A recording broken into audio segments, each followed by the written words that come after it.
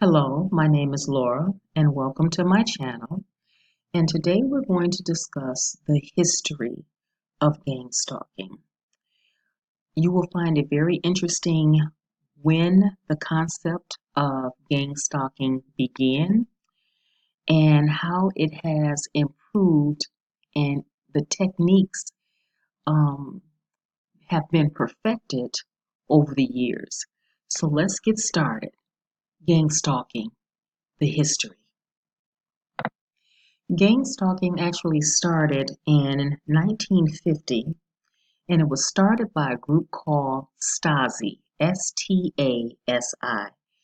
And Stasi was the state security service of the German Democratic Republic. And this was in East Germany.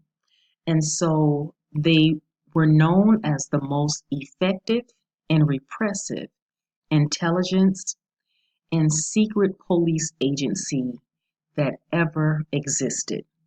Their techniques that they used were known to take out its victim. It was known to take out the target. The techniques that they used back in 1950 was basically, increased surveillance on the target. They surveillanced every move of the target in order to gather intel. They um, they watched the targets when they went to work, what they did at home, their family, what they did for recreational purposes, just constant everyday surveillance in order to gather enough intel which would guarantee the destruction of the target. It shouldn't surprise you to find out that the techniques were improved. They were perfected in the 70s and 80s. And President Clinton, he's the one who first opened our eyes to gang stalking technique. Gang stalking was something that was used in East Germany, the USSR, and also in the United States. And it was used for the psychological destruction of a soul. And so these techniques were used to psychologically destroy the victim. Well, we all know that the soul is the place that houses the mind, will, and emotion. And if someone can destroy your soul, not only can they destroy you psychologically, but emotionally, mentally, spiritually, and physically as well. The Stasi would use hidden cameras and everything from a tie to bird boxes, uh, you know, the individuals, anywhere in the individual's house in which they could place a hidden camera.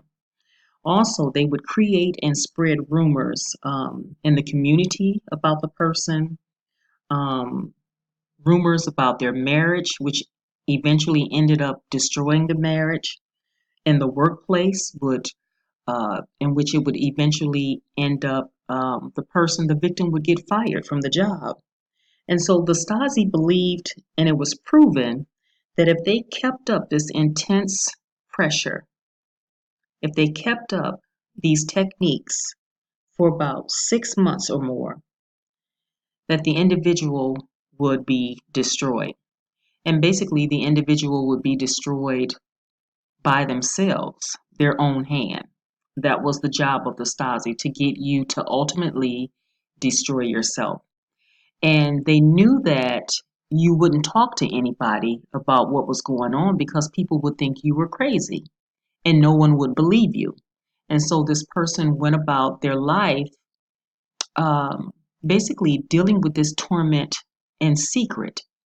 And eventually they would be provoked to either sadly, to commit suicide, um, have a nervous breakdown, or they would actually murder or kill someone and then have to sit in prison for the rest of their life and deal with the mental agony and the guilt and the shame of the crime they committed.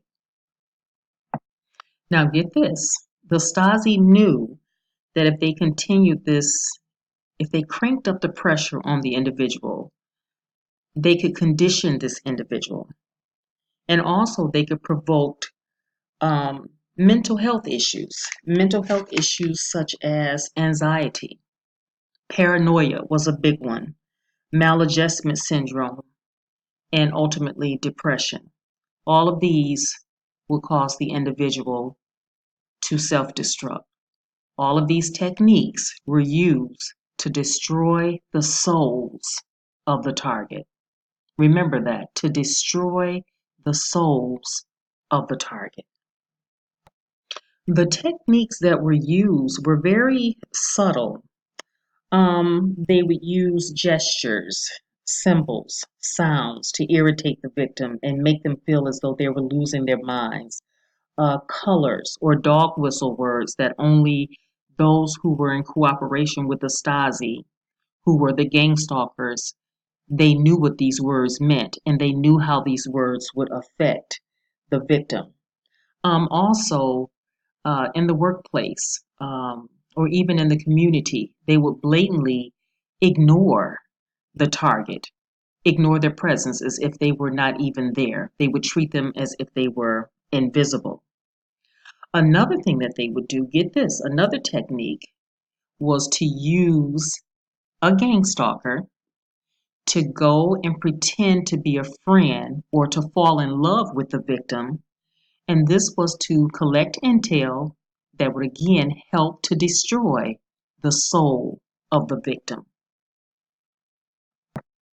And get this, at some point in the victim's life, it would get so bad that the victim's family, friends, and neighbors would start turning in information on the victim. They would sell the victim out. And even if they knew that something was going on, they were so afraid to speak up because they didn't want what was happening to the victim or the target to happen to them. And so, again, you know, this was all done to destroy the victim's soul. So, does that sound familiar today?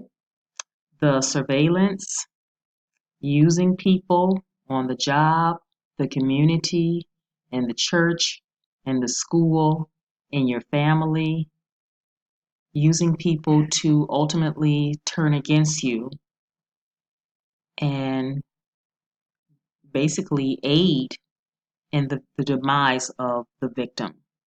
And so now, with the onset of the internet, social media, all these tactics, I think they have been perfected and upgraded because, with the cyberbullying and all the different things that go on social media, I think the techniques have been kicked up a notch because of the availability of the social media.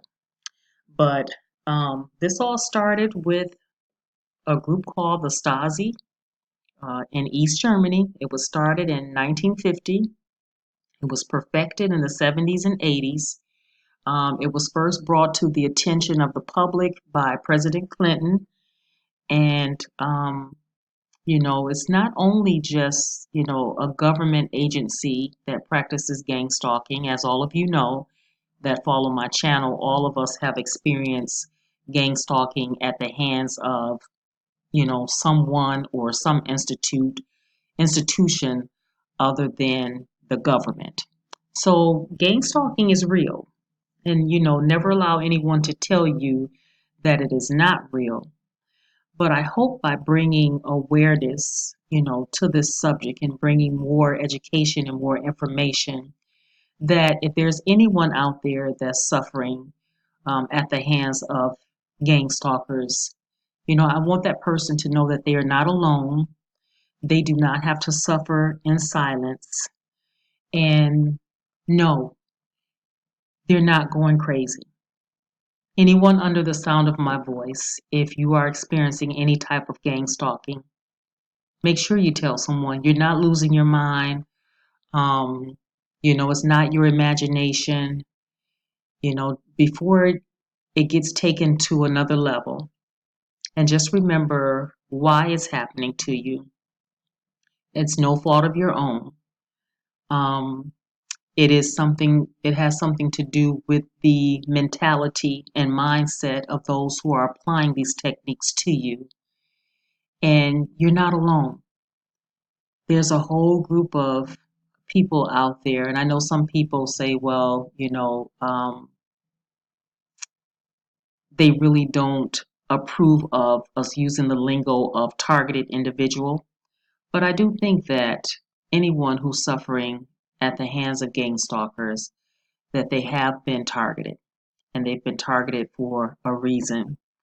And so I just want, I create these videos so that you won't feel alone.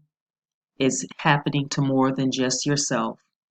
Um, what you feel is going on with you, it is happening. It's not your imagination. You're not alone and you don't have to suffer alone. Okay? So I'm going to end the video at this point. If you enjoy the content of my YouTube channel, please like, subscribe, comment, share. And as always, until we meet again, stay strong and bye bye, my friends.